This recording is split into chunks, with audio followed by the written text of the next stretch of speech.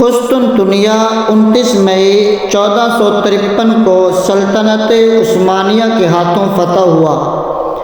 صدیوں تک مسلم حکمرانوں کی کوشش کے باوجود دنیا کے اس عظیم الشان شہر کی فتح عثمانی سلطان محمد ثانی کے حصے میں آئی، جو فتح کے بعد سلطان محمد فاتح کہلائے۔ فتح قسطنطنیہ۔ سلطان محمد فاتح نے اجلاس کے دوران میں اپنے درباریوں پر جو قسطنطنیہ کو فتح کرنے کا متفقہ فیصلہ کر چکے تھے، یہ واضح کیا کہ رومی سلطنت عثمانی تخت و تاج کے دعوے داروں کو پناہ دیتی رہی تھی اور اس طرح مسلسل خانہ جنگیوں کا باعث بنی۔ اس امر کو بھی زیر باس لایا گیا کہ یہ رومی سلطنت ہی تھی جو جنگیں چھیڑنے میں پیش تھی۔ قسطنطنیہ کو سلونیکا کی طرح مغربی کیتھولکس کے حوالے کرنے کا یہ مطلب ہوگا کہ عثمانی سلطنت کبھی بھی مکمل طور پر خود مختار نہ ہو سکے گی۔ قسطنطنیہ کا محاصرہ 6 اپریل 29 مئی 1453 تک کل 54 دن جاری رہا۔ رومی قیصر کی مدد کے لیے ہنگری کی تیاریوں اور وینس کی بحریہ کی روانگی کی خبریں آ چکی تھیں۔ سلطان محمد فاتح نے حملے کا حکم دیا۔ عثمانی بحری بیڑے کی مداخلت روکنے کے لیے دشمن نے قسطنطنیہ کے ساحل پر باڑ لگوا دی۔ سلطان محمد نے اپنے جہازوں کو شہر کی دوسری جانب لے جانے کا حکم دیا۔ سلطان محمد کی افواج صحرا کے ذریعے، جو اب تک ناقابل رسائی تصور کیا جاتا تھا، اپنے جہازوں سمیت قسطنطنیہ کے پچھلے دروازوں پر پہنچ گئی۔ قسطنطنیہ فتح ہو گیا۔ یونانیوں کو قسطنطنیہ واپس آنے کی اجازت دی گئی، جو فتح کے بعد ہرجانہ ادا کرنے لگے اور انہیں ایک خاص مدت تک کے لیے محاصل سے چھوٹ دی گئی۔ فتح کے اگلے روز قسطنطنیہ کے بڑے وزیر چینڈرلے کو برطرف کر کے گرفتار کر لیا گیا اور اس کی جگہ اس کے حریف زاگانوس کو تعینات کر دیا گیا۔ قسطنطنیہ کی فتح نے سلطان محمد فاتح کو راتوں رات مسلم دنیا کا مشہور ترین سلطان بنا دیا۔ قدیم بازنطینی سلطنت کے تمام ایشیائی ممالک پر عثمانی قابض ہو گئے تھے، لہذا یورپ میں بھی صرف قسطنطنیہ اور اس کے مضافات میں شامل ہونا باقی تھے۔ سلطنت عثمانیہ قسطنطنیہ کی فتح کے بغیر ادھوری تھی۔ ایک اربان نامی شخص توپ خانے کا ماہر تھا، بھاگ کر سلطنت عثمانیہ کے علاقوں میں چلا آیا۔ اس نے سلطان کو ایک بہترین توپ بنا کر دی، جس کے سنگی گولوں کا قطر 2.5 فٹ تھا۔ 26 اپریل 1857 بمطابق 6 اپریل 1453 کو زبردست محاصرہ کا آغاز کر دیا گیا۔ مسلسل انتھک محنت اور جاں فشانی کے بعد 29 مئی 1453 22 جمادی الاول کو بالآخر قسطنطنیہ فتح ہو گیا۔ قسطنطنیہ کی فتح محض ایک شہر پر ایک بادشاہ کے اقتدار کا خاتمہ اور دوسرے کے اقتدار کا آغاز نہیں تھا۔ اس واقعے کے ساتھ ہی دنیا کی تاریخ کا ایک باب ختم ہوا اور دوسرے کی ابتدا ہوئی تھی۔ ایک طرف 27 قبل مسیح میں قائم ہونے والی رومن امپائر 1480 برس تک کسی نہ کسی شکل میں برقرار رہنے کے بعد اپنے انجام کو پہنچی، تو دوسری جانب عثمانی سلطنت نے اپنا نقطۂ عروج چھو لیا اور وہ اگلی 4 صدیوں تک 3 بر اعظموں ایشیا، یورپ اور افریقہ کے حصوں پر بڑی شان و شوکت سے حکومت کرتی رہی۔ 1453 ہی وہ سال ہے جسے قرون وسطیٰ مڈل ایجز کے اختتام اور جدید دور کا آغاز بھی سمجھا جاتا ہے۔ یہی نہیں بلکہ فتح قسطنطنیہ کو فوجی تاریخ کا سنگ میل بھی قرار دیا جاتا ہے، کیونکہ اس کے بعد ثابت ہو گیا کہ اب بارود کے استعمال اور بڑی توپوں کی گولہ باری کے بعد فصیلیں کسی شہر کے تحفظ کے لیے ناکافی ہیں۔ سلطان محمد فاتح کا خاکہ۔ شہر پر ترکوں کے قبضے کے بعد یہاں سے ہزاروں کی تعداد میں یونانی بولنے والے شہری بھاگ کر یورپ اور خاص طور پر اٹلی کے مختلف شہروں میں جا بسے۔ اس وقت یورپ تاریک دور سے گزر رہا تھا اور قدیم یونانی تہذیب سے کٹا ہوا تھا، لیکن اس تمام عرصے میں قسطنطنیہ میں یونانی زبان اور ثقافت بڑی حد تک برقرار رہی تھی۔ یہاں پہنچنے والے مہاجروں کے پاس ہیرے جواہرات سے بیش قیمت خزانہ تھا۔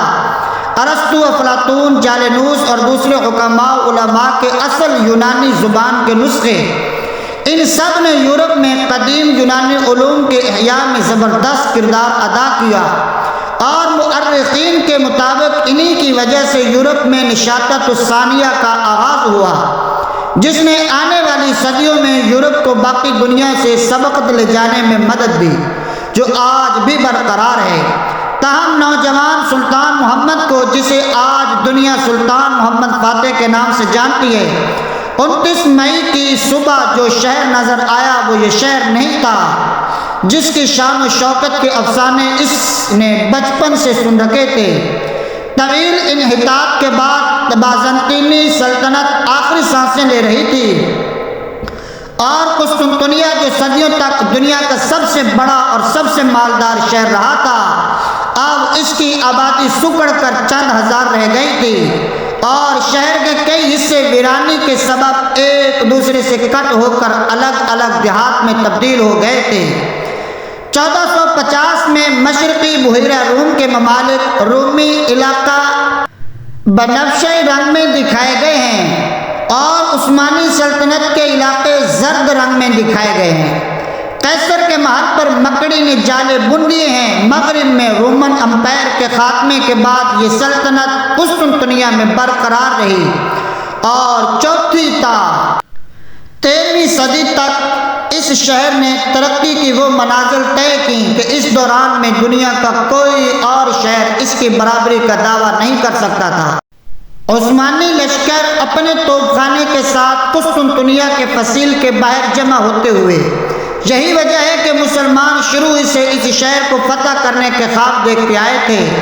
چنانچہ اس مقصد کے حصول کی خاطر چند ابتدائی کوششوں کی ناکامی کے بعد 674 میں ایک زبردست بحری بیڑا تیار کر کے قسطنطنیہ کی سمت روانہ کیا۔ اس بیڑے نے شہر کے باہر ڈیرے ڈال دیے اور اگلے 4 سال تک متواتر فصیلیں عبور کرنے کی کوشش کرتا رہا۔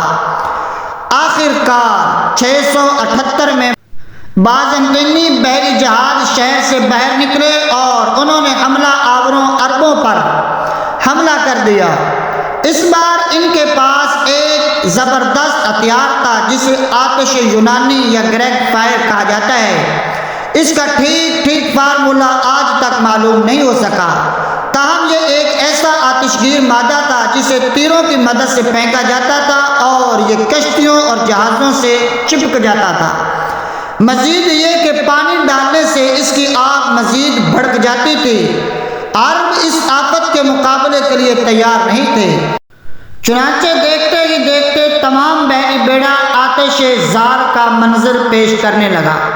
سپاہیوں نے پانی میں کود کر جان بچانے کی کوشش کی، لیکن یہاں بھی پناہ نہیں ملی، کیونکہ آتش یونانی پانی کی سطح پر گر کر بھی جلتی رہتی تھی اور ایسا لگتا تھا جیسے پورے بحر مرمرا نے آگ پکڑ لی ہے۔ عربوں کے پاس پسپائی کے علاوہ کوئی چارہ نہ رہا۔ واپسی میں ایک ہولناک سمندری طوفان نے رہی صحیح کسر پوری کر دی اور سینکڑوں کشتیوں میں سے ایک آدھ ہی بچ کر لوٹنے میں کامیاب ہو سکی۔ اس محاصرے کے دوران مشہور صحابی ابو ایوب انصاری رضی اللہ عنہ نے اپنی جان آفرین کے سپرد کر دی۔ ان کا مقبرہ آج بھی شہر کی فصیل کے باہر ہے۔ سلطان محمد فاتح نے یہاں ایک مسجد بنا دی تھی جسے ترک مقدس مقام مانتے ہیں۔ اس کے بعد 717 میں بنو امیہ کے امیر سلیمان بن عبد الملک نے زیادہ بہتر تیاری کے ساتھ ایک بار پھر قسطنطنیہ کا محاصرہ کیا، لیکن اس کا بھی انجام اچھا نہیں ہوا۔ 2000 کے قریب جنگی کشتیوں میں سے صرف 5 بچ کر واپس آنے میں کامیاب ہو سکیں۔ شاید یہی وجہ تھی کہ اس کے بعد 6 صدیوں تک مسلمانوں نے دوبارہ قسطنطنیہ کا رخ نہیں کیا، حتیٰ کہ سلطان محمد فاتح نے بالآخر شہر پر اپنے جھنڈے لہرا کر پرانے بدلے چکا دیے۔ شہر پر قبضہ جمانے کے بعد سلطان نے اپنا دارالحکومت ادرنا سے قسطنطنیہ منتقل کر دیا اور خود اپنے لیے قیصر روم کا لقب منتخب کیا۔ آنے والے اشروں میں اس شہر نے وہ عروج دیکھا جس نے ایک بار پھر ماضی کی عظمت کی یادیں تازہ کر دی۔ سلطان نے اپنی سلطنت میں حکم نامہ بھیجا، جو کوئی چاہے وہ آ جائے، اس شہر میں گھر اور باغ ملیں گے۔ صرف یہی نہیں، اس نے یورپ سے بھی لوگوں کو قسطنطنیہ آنے کی دعوت دی تاکہ شہر پھر سے آباد ہو جائے۔ اس کے علاوہ اس نے شہر کی تباہ شدہ بنیادیں ڈھانچے کی از سر نو تعمیر کی، پرانی نہروں کی مرمت کی اور نکاسی کا نظام قائم کیا۔ اس نے بڑے پیمانے پر نئی تعمیرات کا سلسلہ بھی شروع کیا، جس کی سب سے بڑی مثال توپ کاپی محل اور گرینڈ بازار ہے۔ جلد ہی طرح طرح کے دستکار، کاریگر، تاجر، خطاط، مصور، صناع اور دوسرے ہنرمند شہر کا رخ کرنے لگے۔ سلطان محمد فاتح نے حاجیہ صوفیہ کو چرچ سے مسجد بنا دیا، لیکن انہوں نے شہر کے دوسرے بڑے گرجا، کلیسا، حواریان کو یونانی آرتھوڈکس فرقے کے پاس ہی رہنے دیا، اور یہ فرقہ ایک ادارے کی صورت میں آج بھی قائم و دائم ہے۔ سلطان فاتح کے بیٹے سلیم کے دور میں عثمانی سلطنت نے خلافت کا درجہ اختیار کر لیا اور قسطنطنیہ اس کا دارالخلافہ اور تمام سنی مسلمانوں کا مرکز شہر قرار پایا۔ سلطان فاتح کے پوتے سلیمان عالی شان کے دور میں قسطنطنیہ نے نئی بلندیوں کو چھو لیا۔ یہ وہی سلیمان ہیں جنہیں مشہور ترکی ڈرامہ میرا سلطان میں دکھایا گیا ہے۔ سلیمان عالی شان کی ملکہ خرم سلطان نے مشہور معمار سنان کی خدمات حاصل کی، جس نے ملکہ کے لیے ایک عظیم الشان محل تعمیر کیا۔ سنان کی دوسری مشہور تعمیرات میں سلیمانیہ مسجد، خرم سلطان حمام، خسرو پاشا مسجد، شہزادہ مسجد اور دوسری عمارتیں شامل ہیں۔ یورپ پر سقوط قسطنطنیہ کا بڑا اثر ہوا اور وہاں اس سلسلے میں کتابیں اور نظمیں لکھی گئیں، اور یہ واقعہ ان کی اجتماعی شعور کا حصہ بن گیا۔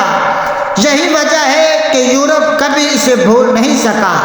نیٹو کا اہم حصہ ہونے کے باوجود یورپی یونین ترکی کو قبول کرنے میں لیتا و لعلہ سے کام لیتی ہے، جس کی وجوہات صدیوں پرانی ہیں۔